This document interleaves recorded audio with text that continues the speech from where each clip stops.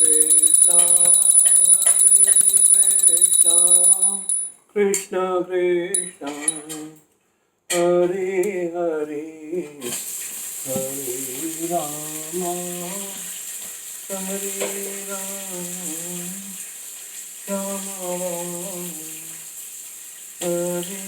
हरे गोविंद बोलो हरि गोपाल।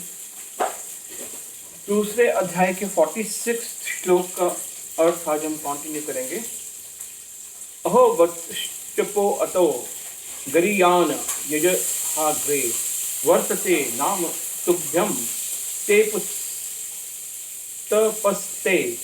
जुहुवु सृस्त्रोराय ब्रह्मनु शुर्नाम गुणंती ये ते।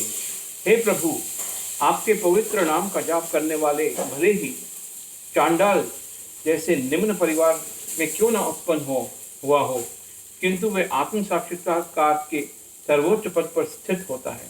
ऐसा व्यक्ति अवश्य ही वैदिक अनुष्ठानों के अनुसार सारी तपस्याएं संपन्न किए होता है और अनेकों अनेक बार तीर्थ स्थानों में स्नान करके वेदों का अध्ययन किया होता है। ऐसा व्यक्ति आर्य कुल में सर्वश्रेष्ठ माना जाता है। अतः मनुष्य को इतना बुद्धिमान तो होना ही चाहिए कि केवल अनुष्ठानों के प्रति आसक्त न रहकर वेदों के उद्देश्य को समझे और अधिकाधिक इंद्र तृप्ति के लिए ही स्वर्गलोक जाने की कामना न करे।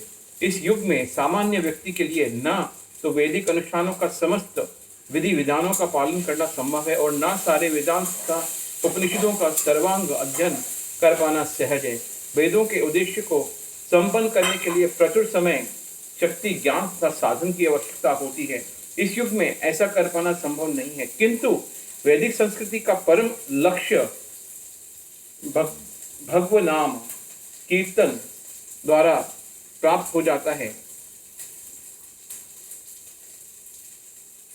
जिसकी संस्तुति पतित आत्माओं के उदारक भगवान चैतन्य द्वारा हुई है।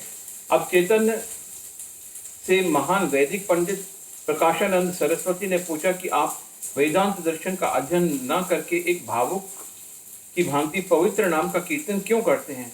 तो उन्होंने उत्तर दिया कि मेरे गुरु ने मुझे बड़ा मूर्ख समझकर भगवान कृष्ण का नाम का कीर्तन करने की आज्ञा दी, अतः उन्होंने ऐसा ही किया और वे पागल की भांति भावोन्मत्त हो गए। इस कलयुग में अधिकांश जनता मूर्ख है और वेदांत दर्शन समझ पाने के लिए पर्याप्त शिक्षित नहीं है। वेदांत दर्शन का परम उद्देश्य की पूर्ति भगवान के पवित्र नाम का कीर्तन करने से ही हो जाती है। वेदांत वैदिक ज्ञान की पराकाष्ठा है और वेदांत दर्शन के प्रणेता तथा ज्ञाता भगवान कृष्ण हैं।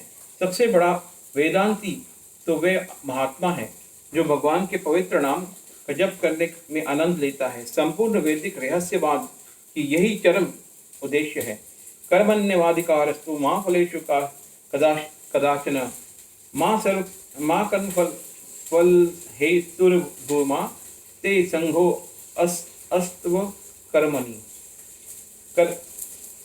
कर्मणि कर्म करने में एवं निश्चय ही अधिकार है। ते तुम्हारा मां कभी नहीं, फलेषु कर्म फलों में कदाचन कदापि मां कभी नहीं, कर्म का फल हेतु कारण भूव मां कभी नहीं, ते तुम्हारी संग आसक्ति अस्तु हो कर्मणि कर्म ना करने में। हरे कृष्णा हरे कृष्णा